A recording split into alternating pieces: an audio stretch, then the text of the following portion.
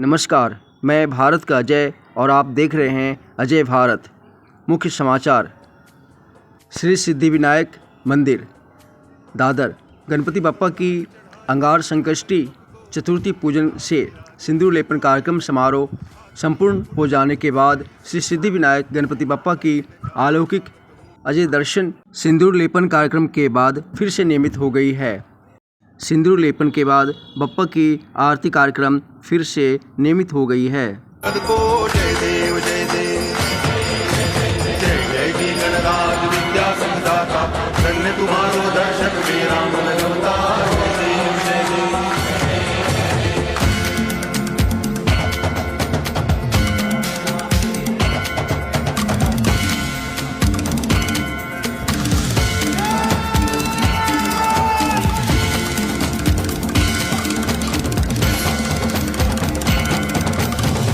भगति से कोई शरणागत आवे संतति संपत्ति सब ही भरपूर पावे।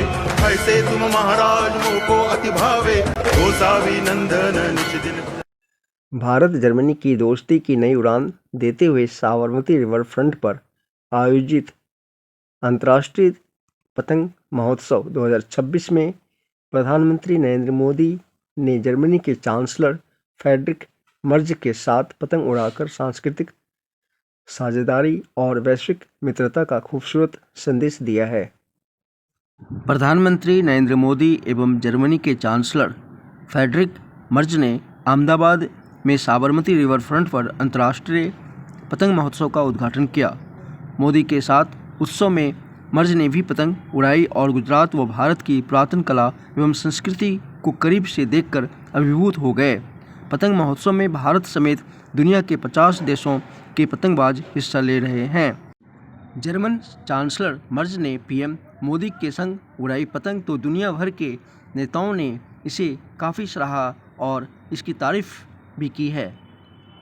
पहली बार चांसलर जर्मनी के मर्ज भारत यात्रा पर हैं और नई वैश्विक व्यवस्था में पूरक साझेदार के रूप में सहयोग बढ़ाने की बात भारत और जर्मनी के बीच में हुई है। प्रधानमंत्री मोदी और चांसलर मर्ज के बीच द्विपक्षीय संबंधों के दीर्घकालिक लक्ष्यों पर फैसले हुए हैं। बैठक में द्विपक्षीय सहयोग से जुड़ी 20 संयुक्त घोषणाओं व 7 सहमति पत्रों पर भी हस्ताक्षर हुए हैं। प्रधानमंत्री नरेंद्र मोदी ने जर्मन चांसलर फ्रेडरिक मर्ज के समक्ष भारतीय बच्ची आर्या शाह का मुद्दा उठाया, जो 4 वर्ष से अधिक समय से बर्लिन स्थित फोस्टर केयर में रह रही हैं।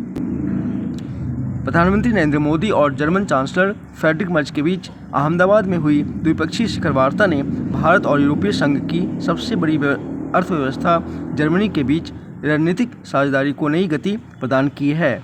दोनों नेताओं नई वैश्विक व्यवस्था में एक दूसरे को पूरक साझेदार के रूप में देखते हुए रक्षा, आर्थिक सहयोग, सेमीकंडक्टर, क्रिटिकल मिनरल्स और ग्रीन हाइड्रोजन और हिंद प्रशांत महासागर क्षेत्र में सुरक्षा सहयोग को मजबूत करने पर सहमत हुए हैं।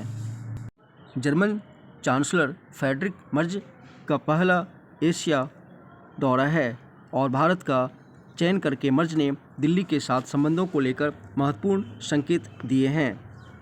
प्रधानमंत्री मोदी ने अपने गृहनगर में जर्मन चांसलर का स्वागत करके और द्विपक्षीय संबंधों के दीर्घकालिक एजेंडे पर हस्ताक्षर कर भारत की रुचि साफ कर दी है।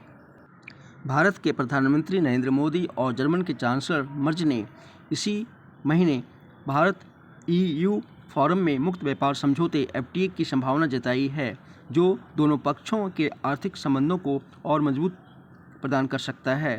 प्रमुख घोषणाओं में रक्षा औद्योगिक सहयोग को मजबूत करने के लिए नया रोडमैप तैयार करना शामिल है, जो संयुक्त विकास व उत्पादन पर केंद्रित होगा। हथियारों का मिलकर विकास और उत्पादन करने के लिए नए अवसर पैदा होंगे। आर्थिक सहयोग को बढ़ावा देने के लिए दोनों देशों के बीच CEO फोरम गठित की जाएगी।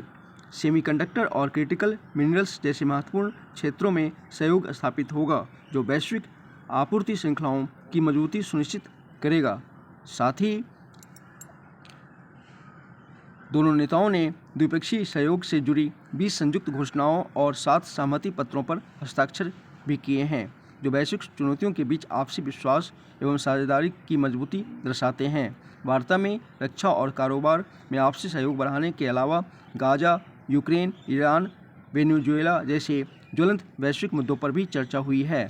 हिंद प्रशांत क्षेत्र में सहयोग को प्रगाढ़ करने पर दोनों देशों ने जोर दिया, जो चीन की बढ़ती आक्रामकता के संदर्भ में सोची समझी रणनीतिक महत्व है। वर्तमान और भविष्य के लिए यह जरूरी महत्व रखता है। प्रधानमंत्री मोदी और जर्मनी के चांसलर फ्रेडरिक मर्ज एक साथ एक ही कार में नजर आए। दोनों नेताओं के बीच गर्मजोशी भरे और मैत्रीपूर्ण संबंधों और दोनों देशों के बीच बढ़ती साझेदारी को दर्शाता है।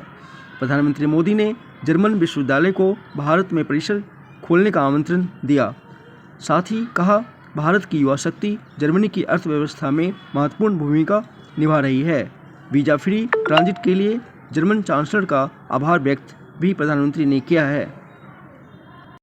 प्रधानमंत्री नरेंद्र मोदी ने कहा, व्यापार, निवेश और द्विपक्षीय साझेदारी का नया अध्याय शुरू होगा। जर्मनी से सहयोग का विस्तार भी होगा। भारत और जर्मनी के बीच 27 समझौते हुए हैं। आर्थिक सहयोग के लिए चीफ एग्जीक्यूटिव ऑफिसर्स फोरम का गठन होगा। National institute of electronics and information technology तथा इन्फिनियन टेक्नोलॉजी एजी के बीच समझौता। आयुर्वेद संस्थान एवं चैरिटे यूनिवर्सिटी के बीच समझौता। पेट्रोलियम एवं गैस क्षेत्र में समझौता। ग्रीन अमोनिया समझौता। बायो इकोनॉमी में शोध पर करार। भारत जर्मनी साइंस सेंटर का विस्तार। भारत जर्मनी शिक्षा रोडमैप। कौशल विकास समझौता। रिन्यूएबल एनर्जी के क्षेत्र में कौशल विकास संस्थान की स्थापना। मेरीटाइम हेरिटेज केंद्र समझौता। खेल क्षेत्र में सहयोग। डाक सेवाओं में सहयोग। डाक विभाग का जर्मनी से समझौता। हॉकी क्षेत्र में सहयोग। फॉरेन पॉलिसी एवं सिक्योरिटी ट्रैक समझौता। India Germany digital dialogue. Green hydrogen के लिए 1.24 अरब यूरो की सहायता। बैटरी स्टोरेज को लेकर वर्किंग ग्रुप। घाना में डिजिटल प्रोजेक्ट। अहमदाबाद में मानद कॉन्सुलेट की स्थापना। ये 27 समझौते हुए हैं भारत और जर्मनी के बीच। प्रधानमंत्री ने कहा, जर्मनी से सहयोग का विस्तार भी होगा। दोनों देशों के लिए सकारात्मक पहल है और सहयोग भी, और इसका विस्तार होना जरूरी भी है।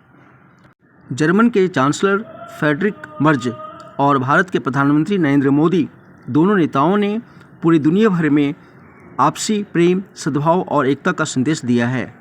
प्रधानमंत्री नरेंद्र मोदी ने कहा, भारत जर्मनी साझेदारी पारस्परिक रूप से फायदेमंद है और वैश्विक स्थिरता के लिए जरूरी भी है। भारत हरित हाइड्रोजन और सौर, पवन और जैव ईंधन के क्षेत्र में तेजी से बढ़ रहा है। सौर सेल, इलेक्ट्रोलाइजर, बैटरी और पवन टरबाइन के निर्माण में जर्मन कंपनियों के लिए अवसर बढ़ रहे हैं। जर्मन कंपनियों के लिए बहुत सारे अवसर पैदा कर सकता है। साथ ही हम ई-मोबिलिटी से लेकर भोजन और स्वास्थ्य सुरक्षा तक दुनिया के लिए समाधान विकसित कर सकते हैं। भारत का एआई के लिए एक समावेशी विजन है। जर्मन चांसलर फ्रेडरिक मर्ज ने कहा, महात्मा गांधी की विरासत भारत और जर्मन के वासियों को दोस्त के रूप में एकजुट करती है और आज उनकी शिक्षाओं की पहले से कहीं अधिक आवश्यकता है। प्रधानमंत्री मोदी और जर्मन के चांसलर फ्रेडरिक मर्ज अहमदाबाद में साबरमती आश्रम पहुंचकर बापू को श्रद्धांजलि अर्पित किए।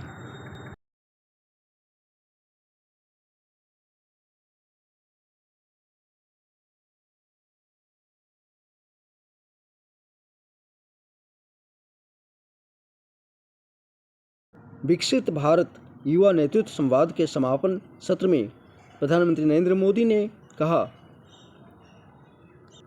नवीन विचारों, ऊर्जा और दृढ़ संकल्प के साथ युवा शक्ति राष्ट्र निर्माण में अग्रणी भूमिका निभा रही है।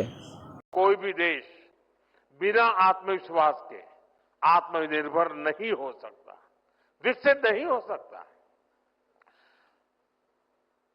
और इसलिए अपने सामर्थ्य, अपनी विरासत, अपने साजो सामान पर गौरव का अभाव हमें खलता है।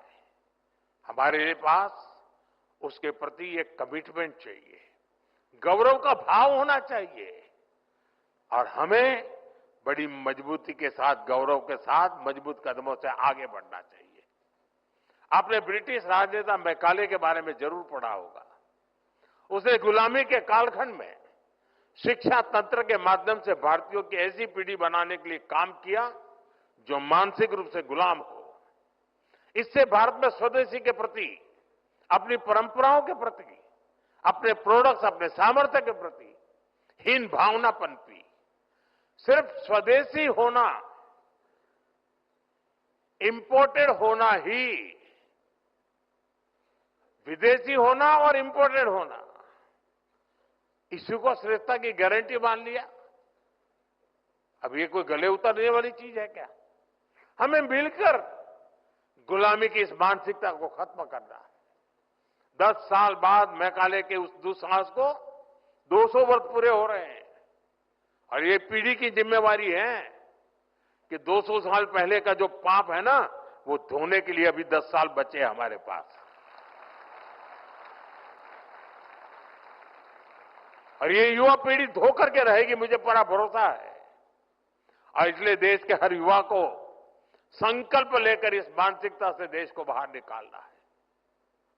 साथियों, हमारे यहां शास्त्रों में कहा गया है और यहां पर स्टार्टअप, यहां जो प्रेजेंटेशन हुआ उसमें भी उसका उल्लेख किया गया, आनो भद्रः कर्तव्यो यन्तु विश्वतः, यानी हमारे लिए सभी दिशाओं से कल्याणकारी और शुभ और श्रेष्ठ विचार आने दे।